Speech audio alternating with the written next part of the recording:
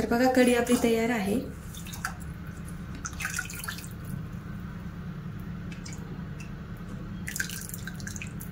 नमस्कार मंडळी, श्री स्वामी समर्थ। कसे आहात? तर बघा आज आहे बुधवार आणि आज सकाळी मी भाजी चपाती मुन्नूला डबा सुद्धा दिलेला आहे, पण आता दुपारच्या जेवणाची तयारी करायची आहे। तर मग दुपारी बनवायची दह्याची कढी। आता दह्याची कढी मी कशी बनवते तर मग ते तर दाखवणारच आहे। आणि आता उन्हाळा चालू झाल्यापासून काय होते की दही सुद्धा छान जमते, म्हणजे सकाळी लावलं की संध्याकाळी खूप छान पद्धतीने जमते। तर मग संध्याकाळी रोजचं तर दही असतं जेवणामध्ये। तर मग चला आज दह्याची कढी बनवायची आणि मी कशी अजूनही नवीन पाहत असाल तुम्ही कोणी मला तर व्हिडिओला एक लाईक नक्की करा, चॅनल सबस्क्राईब करा आणि त्याच्या बाजूला असलेली घंटी म्हणजे बेल आयकॉन दाबा, म्हणजे मग मी जेव्हा जेव्हा व्हिडिओ नवीन टाकेल तेव्हा पटकन नोटिफिकेशन तुम्हाला येईल आणि मग तुम्हाला व्हिडिओ बघता येईल। तर चला मग किचनमध्ये जाऊया आणि मग व्हिडिओला सुरुवात करूया। तर इकडे बघा हे दही मी काल लावलं होतं डब्यामध्ये, तर यातलं थोडंसं मी काढून ठेवणार आहे मुरवणी म्हणून, म्हणजे मग मला परत दुसरं दही लावता येईल। आणि इथे 2 चमचे मी बेसन पीठ घेतलंय आणि इथे कढीच्या फोडणीसाठी लसूण, सोलेला लसूण घेतला 4-5 पाकळ्या आणि त्याच्याशी उभे उभे काप करून घेतलेत आणि इथे मिरचीचे सुद्धा उभे उभे काप करून घेतलेले आहेत। आणि फोडणीसाठी बघा 2-3 लवंगा घेतल्यात, 2-3 दालचिनीचे तुकडे घेतलेत, थोडीसं जिरं आणि थोडीशी मोहरी। तर मग सोपी रेसिपी आहे कढी बनवायला, एवढं काय अवघड नाही। पण कधी कधी काय होतं कढी फाटली जाते, तर ती न फाटता कशी बनवायची हे तुम्हाला दाखवणार आहे। तर चला आता हे दही जे आहे ते मी थोडंसं मिक्सरमध्ये फिरून घेते आणि मग नंतर दाखवते। तर बघा मिक्सरच्या भांड्यात मी दही काढून घेतलेलं आहे आणि आता जे हे बेसन पीठ आहे ते मिक्सरच्या भांड्यात टाकते, म्हणजे मग दही आणि बेसन पीठ आपल्याला दोन्ही एकत्र मिक्स करायचे।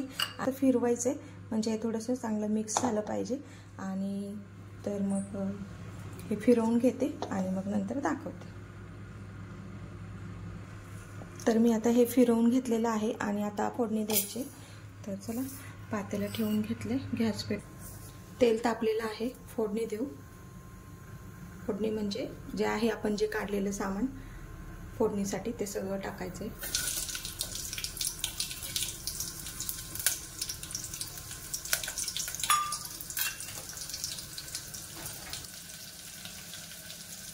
हळद टाकू 1 चमचा,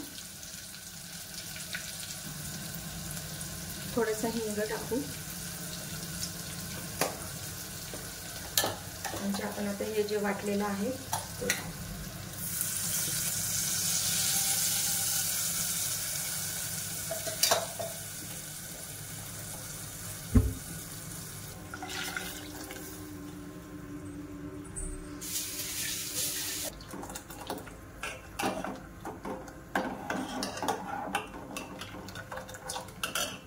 आता आपण कढीला फोडणी दिलेली आहे। मीठ आपल्याला नंतर टाकायचंय, मीठ सगळ्यात शेवटी टाकायचं कढीमध्ये, म्हणजे मग कढी फुटत नाही किंवा फाटत नाही।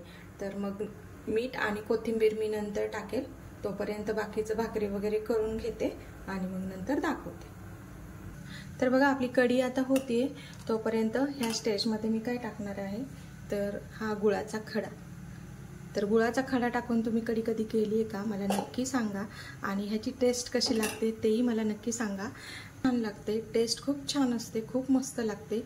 तुम्ही एकदा नक्की करून पहा आणि नंतर मला सांगा की कढी कशी टेस्ट लागते। जर तुम्हाला आंबट आवडत असेल तर नाही टाकलं तरी चालेल, पण आंबट आणि गोड कढी जर तुम्हाला करायची असेल तर गुळाचा खडा तुम्ही नक्की टाका कढीमध्ये। आणि म्हणून पण अशी मंद आचेवर कढी करायची कधीही, मग ती छान होते, फाटत नाही। तर मग आता नंतर उकळी आली की मी नंतर दाखवते तुम्हाला। तर बघा कढी आपली तयार आहे।